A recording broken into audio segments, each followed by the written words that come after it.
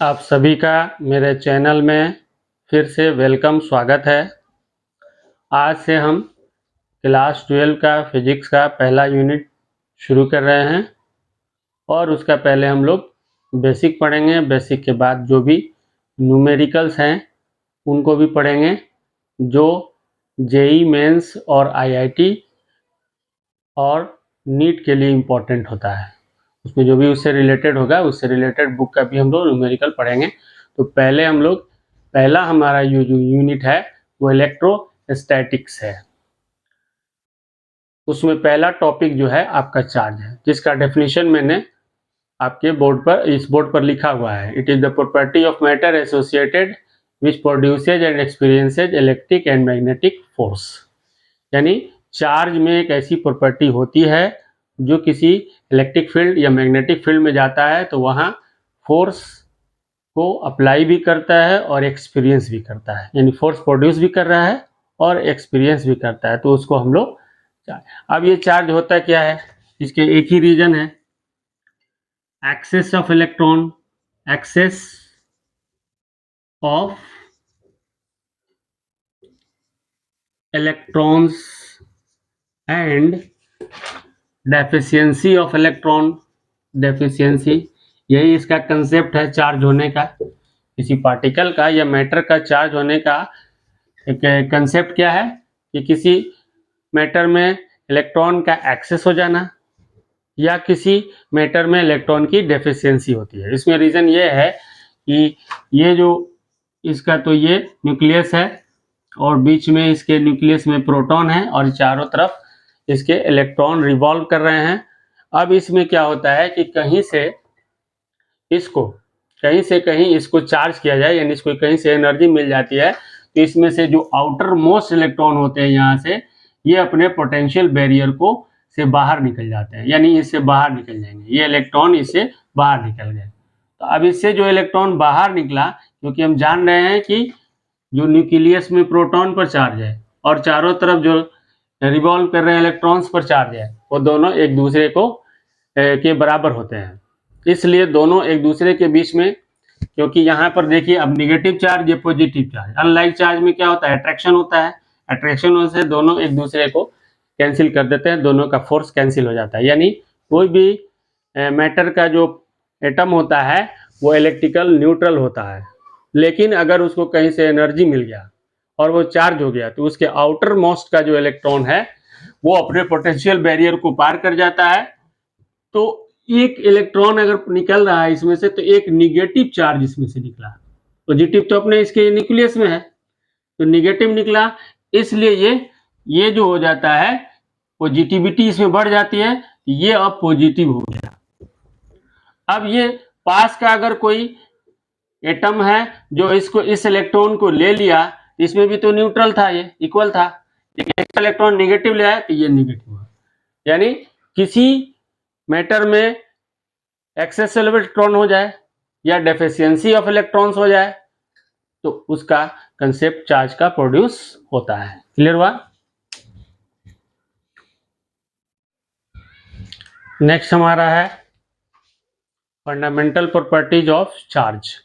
उससे पहले हम लोग चार्ज पढ़े थे, चार्ज का डेफिनेशन पढ़े थे, चार्ज कैसे होता है कोई ऑब्जेक्ट, उसके बारे में पढ़े थे। चार्ज का जो एसआई यूनिट होता है, ये पहले जान लीजिए, SI unit of charge Coulomb होता है, और 1 कूलॉम इक्वल टू होता है 1 ampere second. 1 coulomb equal to 1 ampere second. और इसका जो डायमेंशन होता है या डायमेंशनल फॉर्मूला होता है चार्ज का कूलॉम का, वो 80 होता है। क्लियर? अब हम लोग आते हैं फंडामेंटल प्रॉपर्टीज ऑफ चार्ज के बारे में। तो चार्ज जो है एक स्केलर क्वांटिटी है, यानी इसमें सिर्फ मैग्नीट्यूड होता है कि कितने कूलॉम का चार्ज है, डायरेक्शन नहीं होता है। आप पढ़ चुके हैं 11 क्लास में scalar quantities and vector quantities. Scalar quantities उसको बोलते हैं जिसमें सिर्फ मैग्नीट्यूड होता है, डायरेक्शन नहीं होता है, और वेक्टर क्वांटिटी वो होता है जिसमें मैग्नीट्यूड और डायरेक्शन दोनों होता है, जैसे फोर्स है। उसमें मैग्नीट्यूड होता है, उसमें एक सर्टेन डायरेक्शन में जाता है। वहीं पर प्रेशर भी एक प्रकार का फोर्स है, लेकिन वो स्केलर क्वांटिटी है, क्योंकि उसका कोई सर्टेन डायरेक्शन नहीं है प्रेशर में, ठीक है, तो स्केलर क्वांटिटी है। Charge is always associated with mass, यानी मास पर डिपेंड करता है चार्ज। यानी जो ऑब्जेक्ट पॉजिटिव चार्ज होती है, यानी जिस ऑब्जेक्ट का पॉजिटिव चार्ज होगा, पॉजिटिव चार्ज, उसका मास जो होता है वो डिक्रीज करेगा। इसका मतलब आप समझ रहे हैं, डिक्रीज, मास डिक्रीजेज होगी उसकी, ठीक है, उसका मास जो होता है डिक्रीज करेगा जो पॉजिटिव है, क्योंकि आप जान रहे हैं कि जब पॉजिटिव चार्ज होगा तो इसका मतलब उसमें से एक इलेक्ट्रॉन की डेफिशिएंसी होगी। तो एक इलेक्ट्रॉन पर जो चार्ज है वो लेकर वो कहाँ चला गया। एक इलेक्ट्रॉन पर चार्ज कितना होता है, 9.1 इंटू 10⁻⁻31 kg। ये इसमें से ट्रांसफर हो गया तो उसका मास क्या होगा, डिक्रीज हो गया।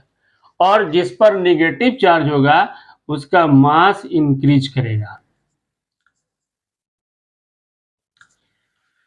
यानी चार्ज जो है हमेशा मास से एसोसिएट होता है, यानी जो पॉजिटिव चार्ज है उसका मास डिक्रीज करता है, जो निगेटिव चार्ज है उसका मास इंक्रीज करता है।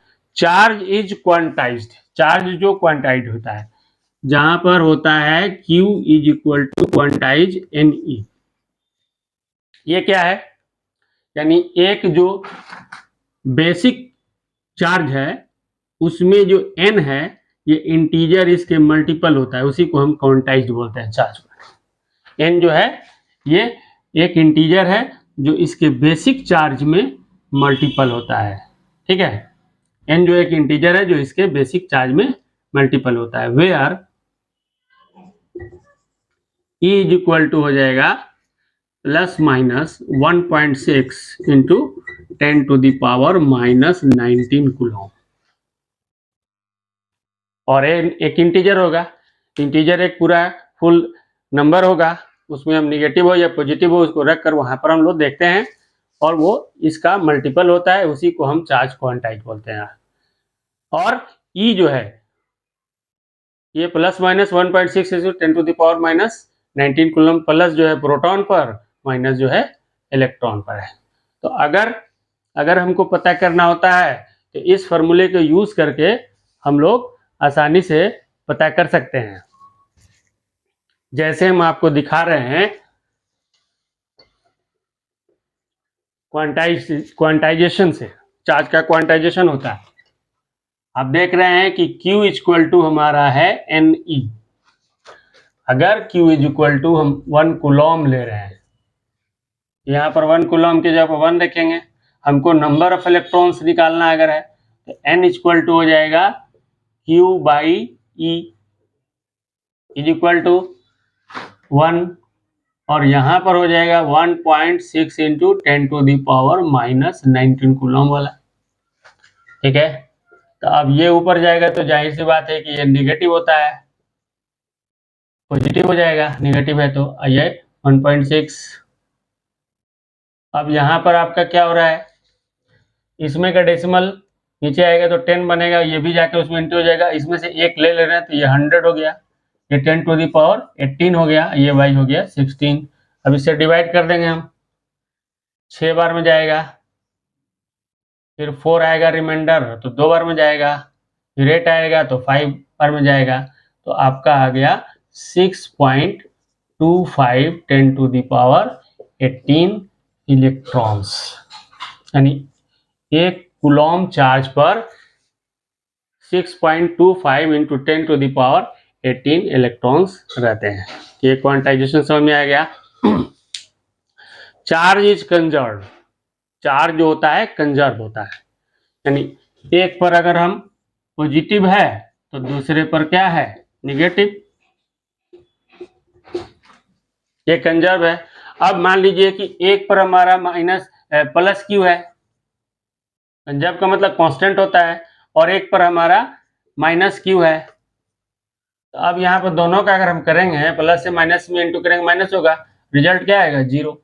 ये कंजर्व है, लेकिन मास कंजर्व नहीं होता। मैंने अभी इससे पहले बताया कि कोई भी चार्ज है वो मास से एसोसिएट होता है, जिसमें पॉजिटिव चार्ज रहेगा उसका मास डिक्रीज कर जाएगा, और जिसमें नेगेटिव चार्ज होगा उसका मास जो है इंक्रीज करेगा। फिफ्थ पॉइंट है like charges repel.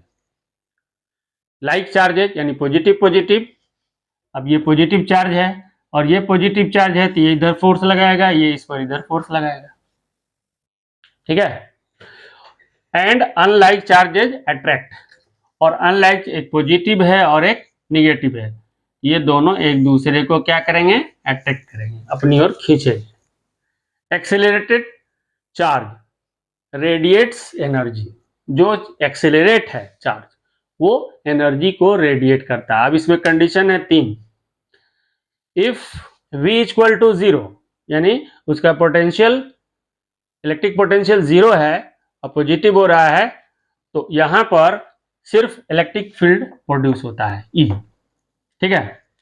v equal to constant, उस कंडीशन में हमको इलेक्ट्रिक और मैग्नेटिक दोनों फील्ड प्रोड्यूस होता है E और B, ठीक है। अगर v is not is constant के बराबर भी नहीं रहता है, तो उस कंडीशन में E और B प्रोड्यूस तो होता ही है, साथ में एनर्जी भी रेडिएट्स होती है। तो रेडिएशन का मतलब आप समझ रहे हैं कि बिना टच किए हुए हमें कहीं से भी एनर्जी पहुंच रही है ना, हीट के फॉर्म में, तो उसको हम लोग रेडिएशन बोले रहे। जैसे सन की एनर्जी हमको रेडिएशन से मिलती है। एनर्जी या हीट का ट्रांसफॉर्मेशन जो होता है वो 3 तरह से होता है, आप जान रहे हैं। एक होता है कंडक्शन मेथड, एक होता है कन्वक्शन मेथड, एक होता है रेडिएशन मेथड। क्लियर हुआ?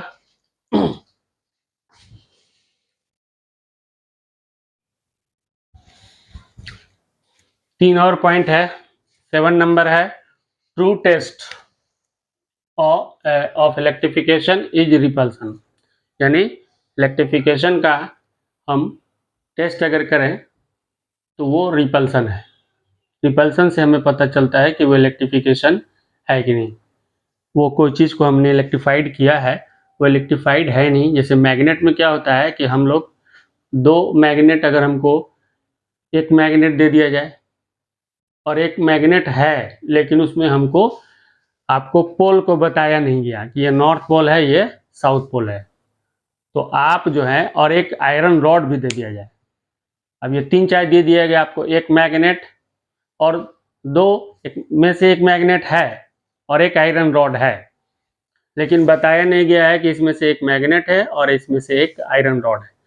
तो उसको चेक करने के लिए हमको रिपल्सन बेस्ट है, क्योंकि आयरन जब हम मैग्नेट के पास ले जाएंगे तो वो हमेशा उसको अट्रैक्ट करेगा, चाहे वो किसी भी साइड से ले जाए। 2 साइड्स जो होते हैं आयरन रॉड के, किसी भी साइड से ले जाएं वो हमेशा उसको अट्रैक्ट करेगा। अब जिसको जो मैग्नेट आपको दिया गया, जिसको बताया गया नहीं कि ये मैग्नेट नहीं है, और इसको आइडेंटिफाई किया करना है कि आपको इसी में से कौन मैग्नेट है, तो उसको एक बार ले जाइएगा तो दोनों का नॉर्थ साउथ होगा या साउथ नॉर्थ होगा, तो वहाँ तो अट्रैक्शन होगा। लेकिन दोनों का जब नॉर्थ नॉर्थ आएगा तो आप देखिएगा कि वहाँ रिपल्सन होगा। इलेक्ट्रिफिकेशन, जो ट्रू टेस्ट ऑफ इलेक्ट्रिफिकेशन जो होता है वो रिपल्सन होता है। अब कह रहा है कि सेकेंड 8 नंबर है, charge given to a conductor always resides on its surface, यानी अगर कोई कंडक्टर को हम चार्ज करते हैं तो उसके सरफेस पर, ये सरफेस है उसका, इस पर चार्ज रहता है ये, ठीक है। वहीं पर क्या होता है, in insulator it remains where it is placed, it may be inside the insulator. अगर वहां पर अगर हम दें तो जहां दिया जाता है वही रहता है, तो माना जाता है कि उसके अंदर वो है।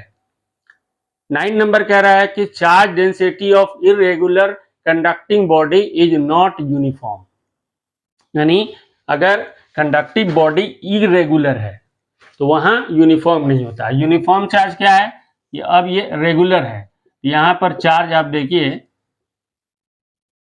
इक्वली डिस्ट्रीब्यूट है, ठीक है। इस पूरे चार्ज को हम लोग चार्ज डेंसिटी बोलते हैं और उसको हम सिग्मा से डिनोट करते हैं, ठीक है। लेकिन अगर इस टाइप का हो, इस टाइप का अगर आपको दे दिया जाए, इस टाइप का, ये यूनिफॉर्म बॉडी नहीं है, हर जगह से एक समान नहीं है। तो यहाँ पर इरेगुलर होता है।